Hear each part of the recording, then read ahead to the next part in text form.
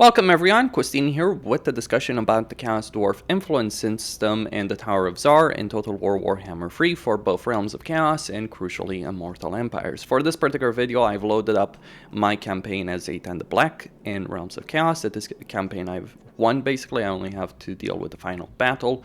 Over there is turn 82. It has certainly taken a long time, though I could have done it faster if I was willing to fight the final battle earlier. But anyway, let's talk about the influence system, how it's gained, how it's used, and the Tower of Zharr system over here along with its various districts. So, what is influence and how do you gain it? Well, you don't gain it from battles, you gain it through empire building. You have a couple of options over here. Passive options, events, missions, and labor actions. Labor is the only active way of getting it. Everything, the other things are like events or passively. So passively speaking, you can gain Conclave Influence from towers, which are your provincial capitals, as well as minor settlements, be it outposts or factories, because the main building there can give you some Conclave Influence, especially if you've done some research to allow you to do so. I believe outposts don't allow you by default, you need to get research for it, whereas factories will give you a bit of like one Conclave Influence from them. Towers will always give you Conclave Influence, and it goes all the way up to 6.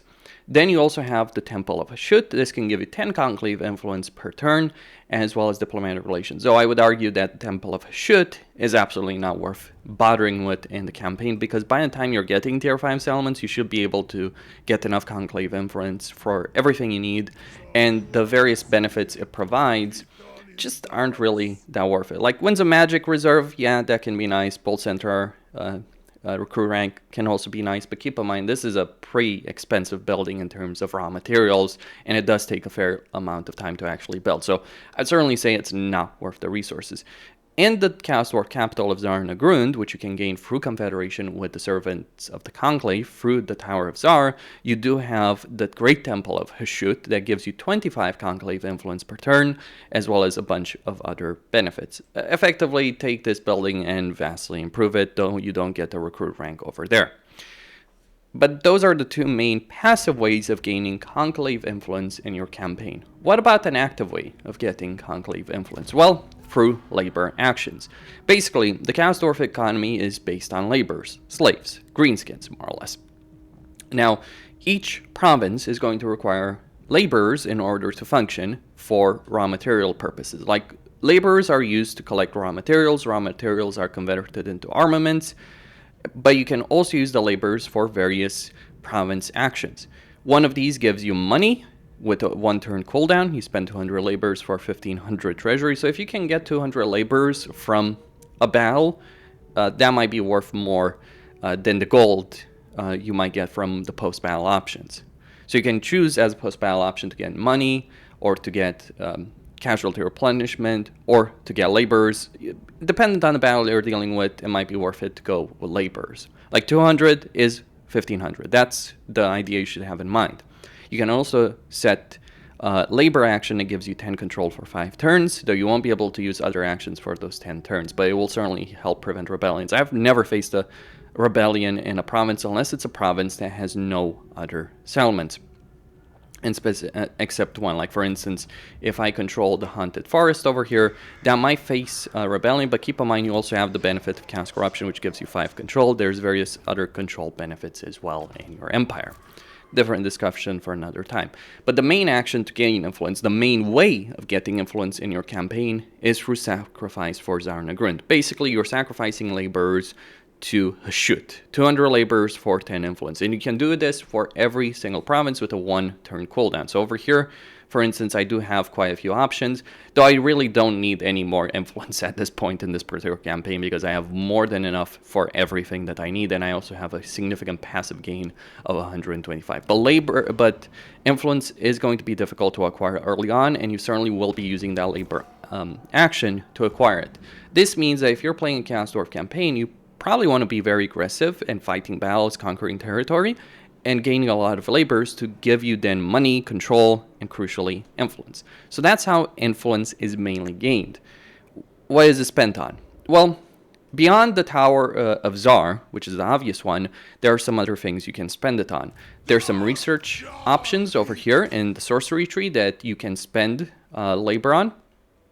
Specifically, you can get mutual benefits like 20 diplomatic relations with the demons of chaos, as well as some other things over here as well that do require influence. So for instance, malicious compliance, which gives you control in more casualties post-battle, so more laborers captured post-battle. It does require a bit of influence, 25, I believe it is.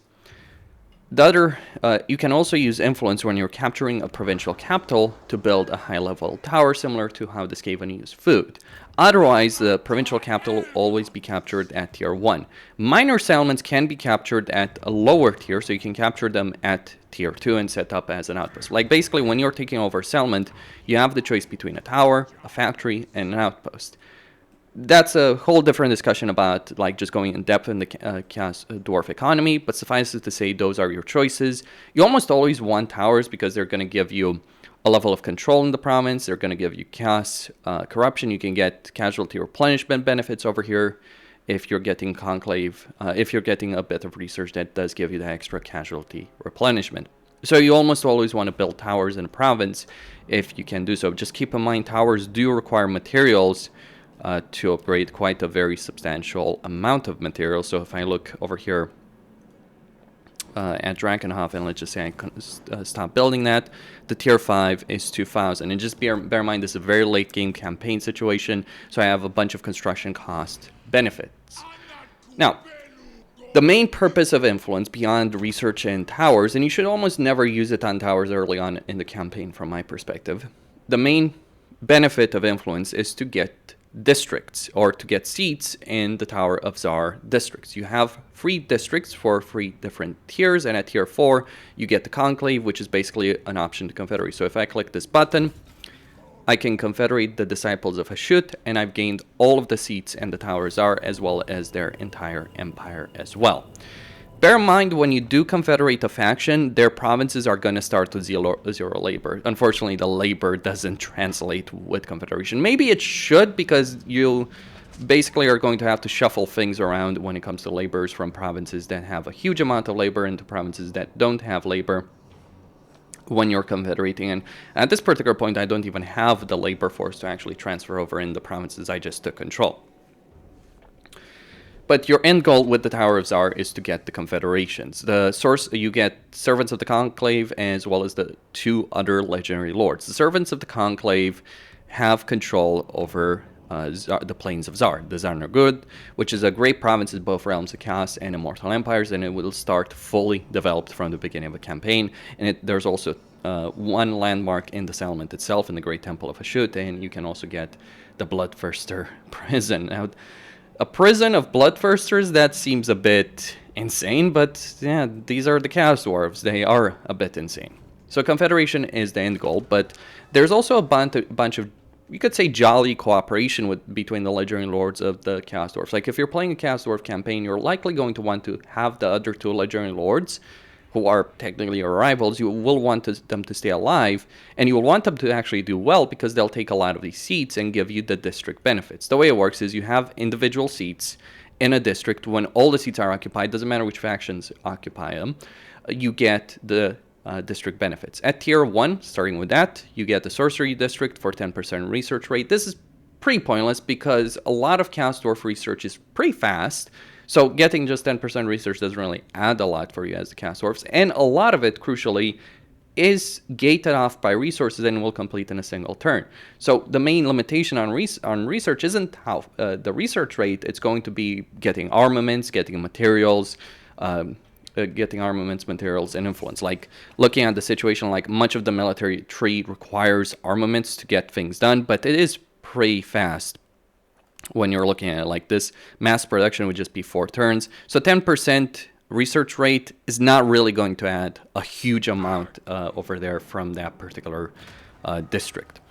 The military district gives you a significant siege advantage, but you do have good siege capability as the Chaos Dwarfs if you can get artillery, and you can get artillery at tier 2. So it's useful, don't get me wrong, gives you more opening the walls, more flexibility, but it's not really too important, I'd argue. The industrial district, however, is very crucial because it gives you 5% raw materials and 5% armament output. This is great from the very beginning until the very end of your campaign, that 5% benefit to both of your two main resources besides gold.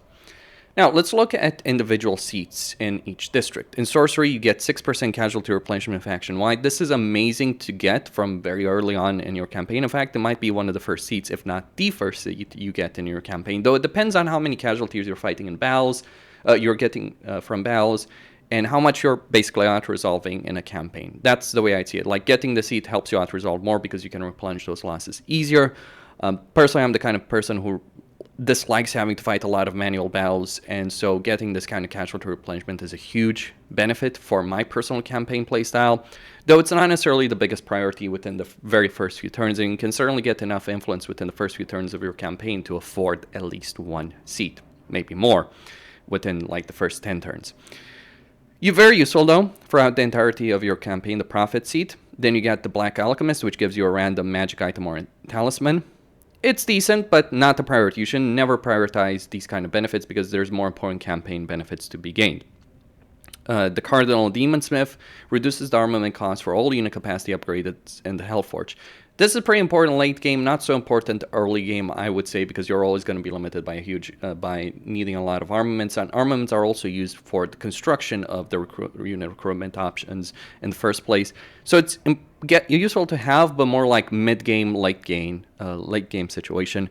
Then you get a Winds of Magic benefit through the Thaumaturge seat. But basically, these three seats over here in the Sorcery District, I would not prioritize. They're not bad by any means, but they're just not really a priority in your campaign, if ever, really. Until much, much later when you've secured basically all the other important seats. That's how I view those seats. Prophet is pretty good, though, to have. In the Military District, you get an army ability that gives you armor, melee defense, and immune to psychology. Campaign movement range plus 15% after winning a battle. 25 armaments and 5% armament output, and a random weapon or armor ancillary. The only one that say would be really worth it over here would be the Blacksmith seat. Campaign movement range after winning a battle is good, but in Immortal Empires especially, you're going to have a lot of settlement battles, so just getting 15% campaign movement range for the very few comparatively battles that you're going to fight in a situation where you could actually take advantage of that, not really a critical aspect, I would say. The armor ability is nice, but most of the battles that you're fighting on the campaign are not really battles that you will struggle to win if you're playing carefully. So useful to have, but not a priority. Blacksmith is good, but it's more of a late game benefit, though obviously early game getting 25 armaments can be really good, but the greater benefit here is once you get a bigger empire, 5% armament output is pretty huge. So good to have, but again, not really a priority here at tier 1. The priorities you should have are all in the Industrial District. The seats here are amazing. The Machinator gives you 100 raw materials per turn. This is a significant early game benefit because 100 raw materials is actually quite a bit when you're looking at the amount of resources that you can generate. Like a strip mine at tier 1 only generates 200 raw materials. So you're basically getting half of a strip mine, and obviously it's also going to increase your entire raw material output. This is probably the very first seat you would want to get in every campaign. Like, Prophet can be useful, obviously, if you just want to auto-resolve less or recover from casualties from auto-resolve easier. But Machinator, I would say, is fantastic and probably the first seat you want to get. Excise Collector increases income from settlement buildings. This is not income, total income benefit, it's just income from the main settlement building. So from the provincial capital, from the main settlement building in an outpost or a factory, you're getting 25% income. It's decent, especially if you have a large empire, but not really a priority, I would say, because 25% income is not going to matter as much. Then you get Perceptor, which gives you a random follower or banner ancillary every 3 turns, so again another item benefit. And then finally Consul, which gives you 20 diplomatic relations with Chaos Dwarfs and 50% income from trade tariffs. Now this is useful especially if you get some trading partners, because 50% income from trade tariffs is basically something that the High Elves would have to get 5 structures for, and the High Elves really do benefit a lot from trade. So this is useful. It's also useful to get better relations with your fellow Chaos Dwarfs who start with a minus 15 version against you, so this will help prevent wars. But really, the Industrial District, 2 of the seats are great. Machinator and Console are great. Two others are not particularly important, but the industrial district benefit itself is pretty damn huge. Industry, I would say, rules. That should be the perspective you're having over the Tower of Zharr. Like, the other benefits are good, but the most substantial benefits are going to be gained through the industrial district and from certain seats in the industrial districts, but really the district benefits as a whole. Moving on to Tier 2, you get the Chaos Undivided Corruption benefit in adjacent provinces. This is not really important from my perspective. You're not going to struggle getting a lot of Chaos Corruption in your empire. Unless you're talking about single settlement provinces where it can be difficult just getting that initial burst of corruption. But if you have 2 settlements, if you have 3 settlements, you're not going to struggle with Chaos Corruption in your empire. You get the ability of summoning a Kadai Fireborn unit in battle. Pretty useful combat ability, of course. But there are more important things. That's going to be the running theme with the seats in sorcery and military. You get random unit capacity increase every 4 turns for Bull Centaurs, Kadai, or flying monsters. This can be very significant because it can really give you a lot of unit capacity for some very, very powerful units. Then you get the Demagogue that gives you a magical ability in battle that can do a lot of damage to units. And, well, I would just say that sorcery is not worth bothering in Tier 2. It's worth knowing that all the seats in 2 districts need to be occupied to be able to move at a higher tier.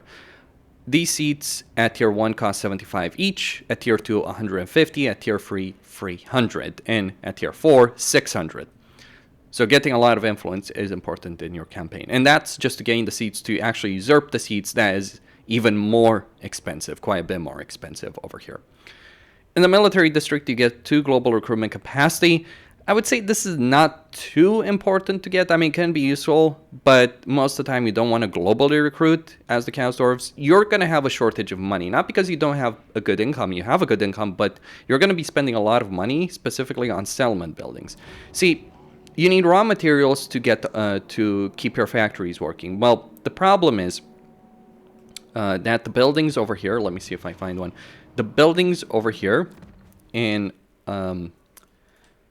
the buildings over here can be really, really expensive. And keep in mind, this is with a lot of benefits, like 2K at this point in a campaign with huge construction cost benefits for underground caverns that generates a lot of materials. A lot of your money is not going to go for unit recruitment. It's going to go for building construction, for strip mines, for the material buildings to then be able to get those materials that you need to build and maintain the factories over there.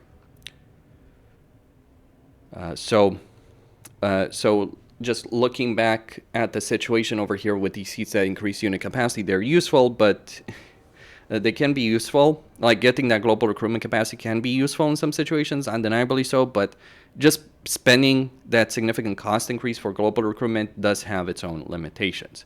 Then you get another army ability and another army ability with the Lord Warlock with the Wrath of Zharr, the Guns of Zharr. Now, these abilities are all pretty powerful, don't get me wrong, they do a lot of damage, but most of the time in a campaign, there are very few battles where I can struggle to win with the default army that the Chaos Dwarfs have, and I personally prefer getting campaign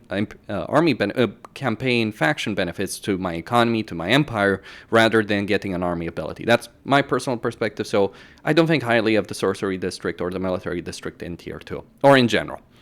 Moving on to industry district, you get 1 extra active convoy. So over here is Zaytan, by the way, who has a faction benefit that gets an extra convoy from by default. Convoys can generate you the following things. They can generate you laborers, they can generate you materials, or they can generate you money.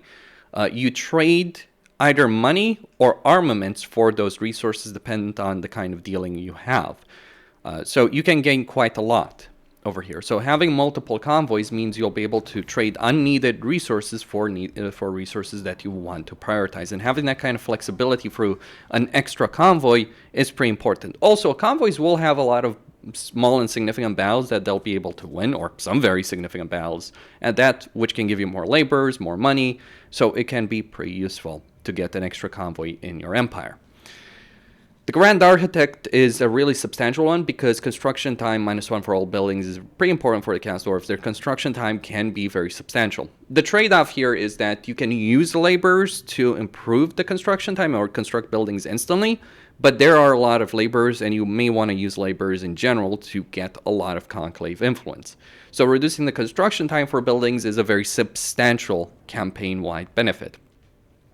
Then you get Expounder General, which gives you +1 Conclave influence for a factory settlement building. So you're going to gain quite a bit of influence over here passively if you have a pretty good amount of territory by gaining this seat. And then finally you get Trafficker, which gives you maximum 10% envoy cargo capacity and Lord Crew rank +5 for convoy overseers. Now, this in itself is also convoy capacity, because if I look at the convoy over here and I open the Lord, right, he gets one of the skills you should get right before sending out. Let's say you're recruiting a new convoy overseer. The first thing you should get is max cargo capacity and of course better skill. Like, you won't be able to get max this out from the start. You do need a higher rank, but you can get the combination of cargo capacity and better skills, or and of course like inspiring presence, hidden stores, all that. But with convoys, I really focus on these two skills over here, so that your cargo is you will be able to take more cargo and you'll be able to sell it for a much better value. So that's what the seat over there really offers you on the campaign map over here. So these seats are all very, very substantial. Like in tier 2, these 3 seats are the most substantial. Everything else is secondary. In fact, I would probably try and get all these 3 seats myself in a campaign, and then just let the other factions bother with like the military district, or maybe get one of the army abilities or unit capacity abilities. But I would probably get military district over industrial over the sorcery district in this situation. And apparently the AI partners agreed, because no one really bothered with the sorcery district in this campaign. Moving on to tier 3. Wins of magic cost in the sorcery district, pretty decent, but not really the biggest priority over here. Military district gives you global recruitment duration of -1. This is actually more useful than global recruitment capacity, because, or combined even, really, because you're obviously going to have 2 districts, and it's just best to have military and industrial district as opposed to sorcery at tier 2. So these two combined, if you're in a rush, if you're in an emergency and you need to recruit a lot of units, this benefit is huge, because it will allow you to recruit a lot of units in a single turn as opposed to waiting 2 turns. But the industrial district, again, wins out because you get free control in all provinces. Now, why is control important? The reason control is important is for the following reason. You're almost never going to face rebellions as Chaos Dwarfs, but you do care about getting a high level of control. That's because you need a lot of laborers for influence, for money, for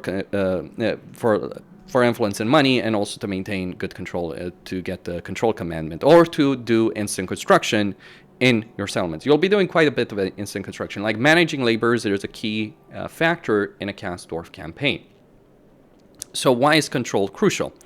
Well, at a low level of control, you're losing up to 20% laborers per turn, and your recruitment cost is going up by quite a bit. At a high level of control, a very high level of control, you're only losing 3% per turn. So you're always going to lose laborers in every single campaign, to be sure, but if you maintain a pretty decent level of control in a province, you're going to lose far fewer laborers. Like, let's say you're maintaining it at the strong level, that's only 3%. That's only 3%. Getting to absolute is not really going to be that important, though it can give you the recruitment cost. And even like Titaned gives you 5% labor loss, as opposed to or even maintaining it at neutral can give you 5%, whereas if you go in insecure or wavering or anything like that, the labor losses are significant. So free control from the industrial district at tier 3 is very, very substantial.